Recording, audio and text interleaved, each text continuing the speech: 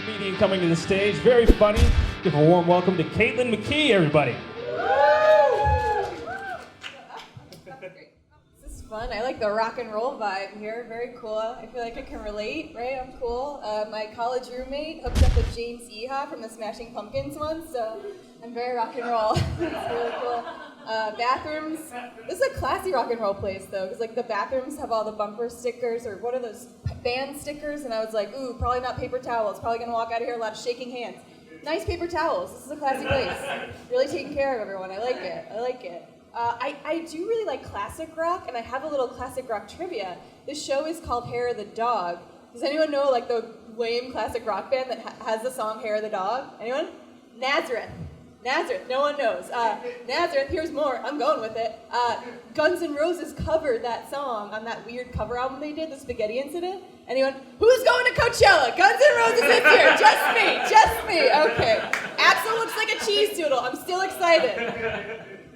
I do obsessively listen to classic rock radio. I don't get it either. I think like my spirit animal is like a middle-aged electrician from Long Island. Like I could probably intuitively fix your cable, no problem. The classic rock radio station, local one in New York City, is awesome. It's called Q1043. I highly recommend it because there's this one DJ. He's amazing. His name is Ken Dashow.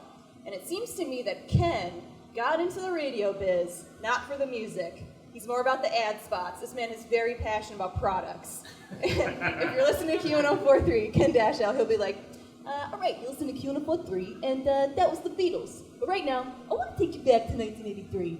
Young Ken Dashow here. I was recently divorced, crashing on my brother's couch in Bay Ridge, Brooklyn. I was very lost and very bold, until I heard the sound that would change my life forever. And that sound was a commercial for Hair Club for Men. Hair Club for Men. The only thing that gave me, Ken Dashow, the courage to talk to a very attractive local real estate agent about new apartment listings over a romantic Italian dinner. Hair Club for Men. Doesn't get any better than that. A foxy real estate agent, chicken pump, and the confidence that comes with the illusion of a full head of hair. Next up, we're getting here from Led Zeppelin. I'm like, whoa, forget Zeppelin, Ken. I want to know what happened to when you were the real estate agent. I'm in. It's good. Like a lot of you, I recently went home for the holidays, but nobody noticed because my brother just had a baby. I can't compete. People love them. People love babies. It was weird. Like I became an aunt for the first time, which was fine. Except everyone was treating me like I was becoming a mother for the first time. It was very creepy. They were all like, oh my God, a baby, congratulations. Oh my God, what a blessing, really. But are you ready? Are you ready? You ready to be an aunt? You ready to be an aunt? You ready to be an aunt? You ready to be an aunt? Whoa, yes, thank God, no problem. Very little responsibility. This whole thing was not my idea. I don't have to be ready. Like, at no point did I call my brother before he decided to have a baby with his wife, and I wasn't like, hey, Mike, it's Kate, it's your sister. Are you sitting down? Great, listen, if you could just start, like, fucking your wife raw dog style for me, because I'm ready to be an aunt. Let the prophecy begin. I didn't do that. It's very chill being an aunt. I'm excited. I think I figured out the type of aunt I want to be. I don't want to be, like, the fun aunt or, like, the strict aunt. I want to be the kind of aunt that has a lot of nude art in her house, right? I think that's how you get respect, right? You go a lot of full bush, sticking ball stuff all over the place. Like, no kid's gonna come into that house, run around all willy-nilly if there's a thread of like a ceramic dick sculpture around every corner. It's gonna be a quiet household. My Aunt Bobby was that aunt. My Aunt Bobby, she was married to an artist.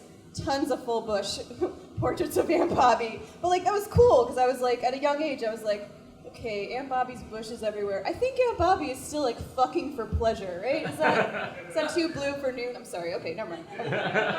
Off the rails. I apologize. Ugh. Okay. I spent a lot of time with my dad growing up because he was a high school basketball coach. They have a lot of time off. Like if it's softball season, my dad is home, you know. So like when I was sick. Instead of like my mom renting The Little Mermaid for me to watch as I got better, my dad would often rent the Godfather trilogy for me to watch as I got better.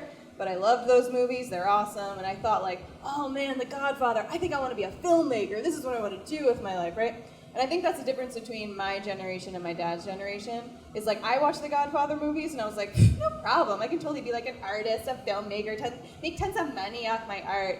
And my dad watched the Godfather and he was like, I think I can start a landscaping business on Long Island. And I can use quotes from the Godfather for advertising purposes.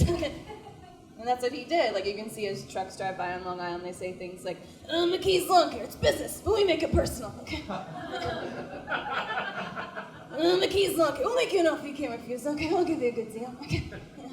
McKee's Lawn Care, it was an abortion, Michael. It was an abortion. It was a son and I killed it because this Sicilian thing was all and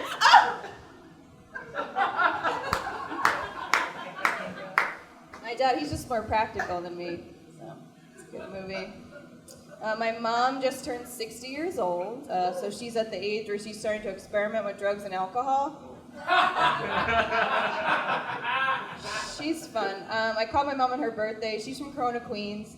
It's like, Mom, happy birthday, what's new? And she was like, all right, Caitlin, yeah, what's new with me? Oh, yeah, recently I started to drink vodka instead of wine to relax after work. I was like, oh, did you get fired? Like, what are you doing? And she's like, oh, did I get fired? No, Caitlin, you're so dramatic. Caitlin, vodka doesn't give me a hangover. Okay, well, you're not drinking it right, Mom. That's generally nobody's experience with vodka. But whatever. She wanted to come into the city for her birthday and sample vodka brands because she wanted to discover now what was going to be her signature vodka brand.